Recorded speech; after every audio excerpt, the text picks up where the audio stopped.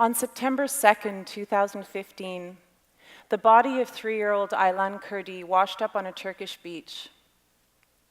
He drowned along with 3 other children trying to reach Greece.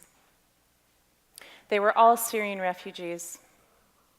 I think it's safe to say that that day changed the face of the refugee crisis for us all. Until then, the only thing I had done to help refugees was to post information about the crisis on social media. For weeks before Aylan drowned, my friends and I shared heartbreaking images.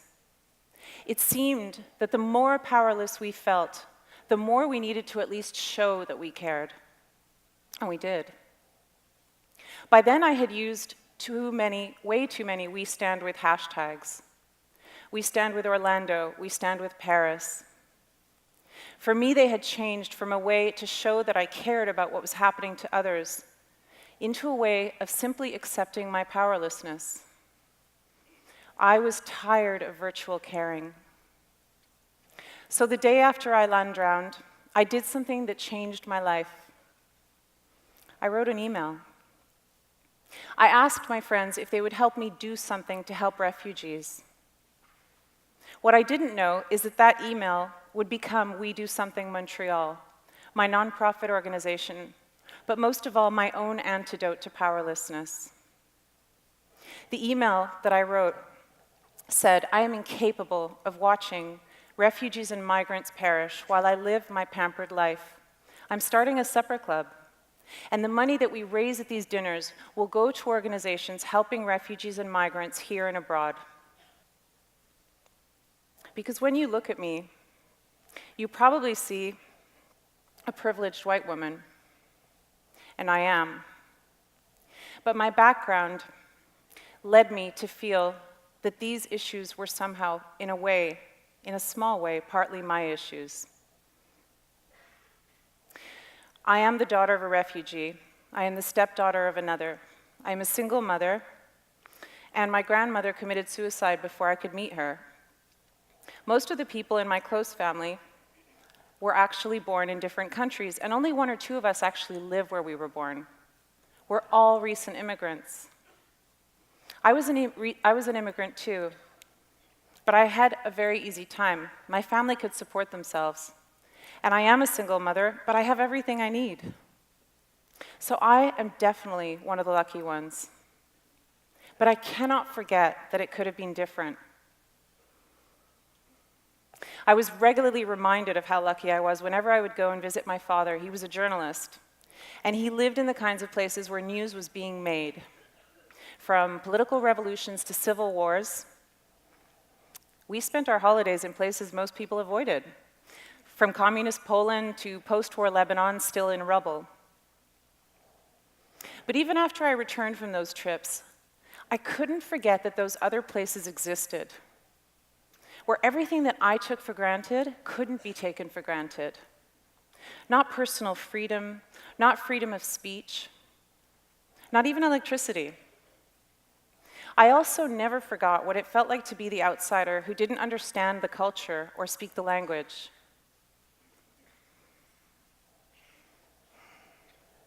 So, 3 weeks after Aylan drowned, I posted an invitation to our first dinner party on Facebook. My friends and I cooked a Syrian meze, and we sold 50 tickets. A supermarket donated all the food. A friend offered her apartment. A professional chef offered his skills. And together we raised almost $7,000 for Doctors Without Borders and their work in Syria.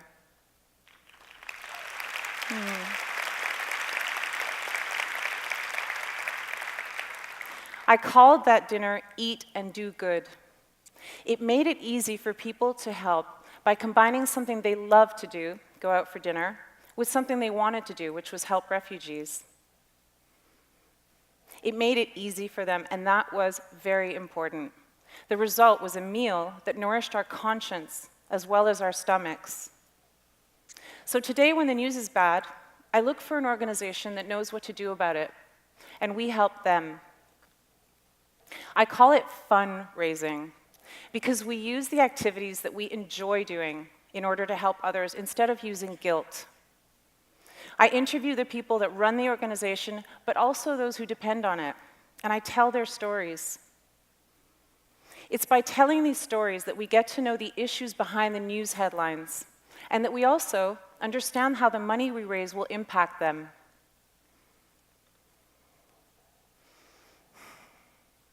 Bringing people together is the simplest way to educate ourselves about each other and to break down stereotypes.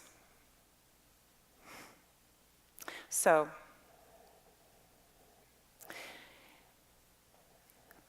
about a year and a half ago, a Mexican family came to Canada with one suitcase and $50. They had nothing. They fled after a human trafficker tried to grab their daughter out of their arms in the street. They ended up receiving a house full of free furniture from a guest they met at one of our events. And I had nothing to do with that. But that is what happens when you bring people together. They help each other. The thing is, giving is not just about money. It's about community. That's why we invite the people that we raise money for to be part of our events. Bringing people together like this reminds us that we are just one thing, human beings, equals. Since October 2015, we've held 10 fundraisers, and we've donated almost $60,000 to organizations from here to Haiti. We've helped to combat suicide and hunger, and we've supported Indigenous women, homeless women, hurricane victims, and refugees. But our cause is this: we fight powerlessness. It's the one thing we all have in common, no matter who we are or how much we have. We feel it when we watch the news and we don't know how to help others. And those who need help feel it when they can't get the help they need. If you bring these people together, these two groups, it empowers everyone. In February 2016, after 2 people I knew committed suicide, we held a dance and do good for Revivre. Revivre is an organization that helps people struggling with mental illness, but also offers workshops so they can live with it. The money that we raised allowed them to train more staff, and that staff was able to help 54 more people who were in emergency need. And last spring, after a wave of Indigenous suicides that I'm sure you all remember, we held an Eat and Do Good dinner for Dialogue for Life. Dialogue for Life is the only suicide prevention conference that I could find that was run by the Indigenous for the Indigenous, using their healing traditions.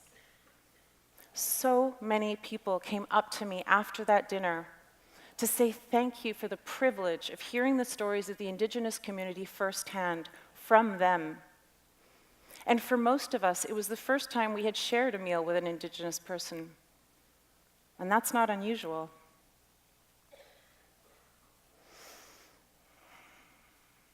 I know the news is so often bad, and the question we ask ourselves is, what can I do? My answer is we can always do something. Donating money is doing something. Educating ourselves about what other people are living, rather than believing stereotypes, is definitely doing something. And spending time with communities that are different from us is doing something. These are the ways that I fight the powerlessness I feel when I watch the news. And these are the tools that I offer my community so that together we can do good things about bad news. I want people to give without feeling poorer and to learn without feeling schooled. I'm offering people a way to enjoy doing good so that it can become a pleasure and a habit and not just another responsibility. My hope is that the people we bring together will become bridges, connecting us to one another. And I also hope that by spending time with others, we can stop thinking of them as other. Wouldn't that prevent so much of the bad news in the world? Mother Teresa said, "If we have no peace, It is because we have forgotten that we belong to each other. And I'm no saint, but I agree. We belong to each other. So let's take care of each other and enjoy it. Thank you.